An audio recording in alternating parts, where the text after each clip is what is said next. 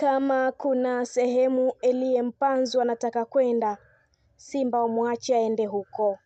Wamwache aende huko anakotaka kwenda, kwa sababu kadri muda unavyozidi kwenda ndio kiwango chake kinazidi kushuka.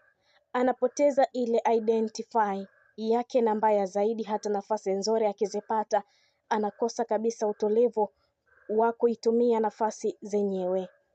Tangu alipowasili ndani ya Simba, mashabiki wengi walikuwa na matarajio makubwa sana kwa Mpanzu, wakiamini kuwa ujio wake ungeongeza nguvu mpya, kasi na ubunifu kwenye safu ya ushambuliaji. Mpanzu alikuja akiwa na jina kubwa, uzoefu na sifa za kuwa mchezaji mwenye uwezo wa kubadilisha mchezo muda wowote, lakini kadri siku zilivyopita hali imekuwa tofauti kabisa na matarajio ya wengi. Kiwango cha Mpanzu kimeendelea kushuka kwa kasi kubwa hadi kufikia hatua ambayo mashabiki na wachambuzi wa soka wameanza kutumia neno kukicha kuelezea mchango wake ndani ya uwanja, badala ya kuonekana kama kiongozi au mchezaji wa kutegemewa kwenye nyakati ngumu. Amekuwa akionekana kupotea kwenye michezo mengi, akishindwa kuasiri matokeo ya timu kama ilivyotarajiwa.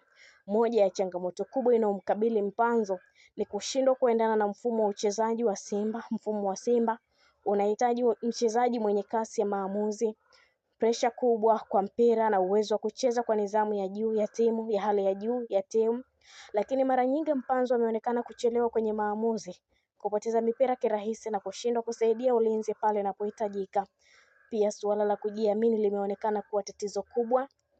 Mchezaji ambaye zamani alikuwa akithubutu kupiga mashuti, kupenya na kutengeneza nafasi, sasa ameonekana kusita kucheza kwa uoga na kuepuka majukumu makubwa ndani ya uwanja. Hali hii imezidi kupunguza imani ya benchi la ufundi pamoja na mashabiki, jambo linalozidi kumweka kwenye presha kubwa kisaikolojia.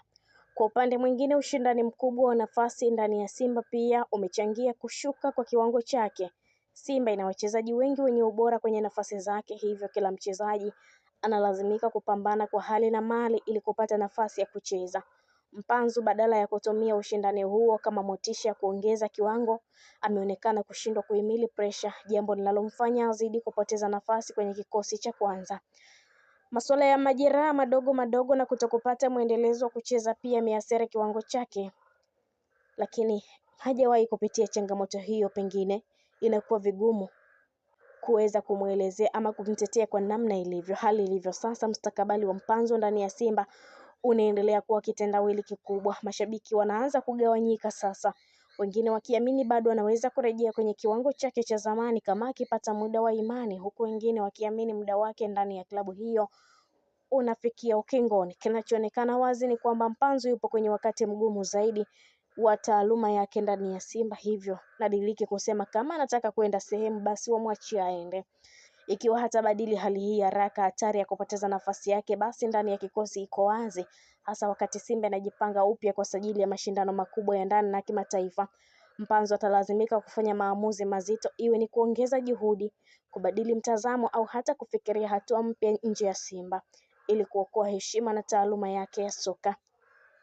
Huu ndio ulikuwa uchambuzi wa kina kuhusu kushuka kwa kiwango cha Mpanzu hadi kukicha kila kukicha ndani ya Simba Sport, na endelea kufuatilia chaneli hii ya Malkia wa Soka kwa uchambuzi mzito, habari za ndani ya Simba na soka kwa ujumla. Usisahau pia kulike, kucomment na kusubscribe. Hii ni Malkia wa Soka, jina langu ni Queen Liz. Mpaka wakati mwingine, tupo pamoja kwa taarifa mbalimbali za kimichezo.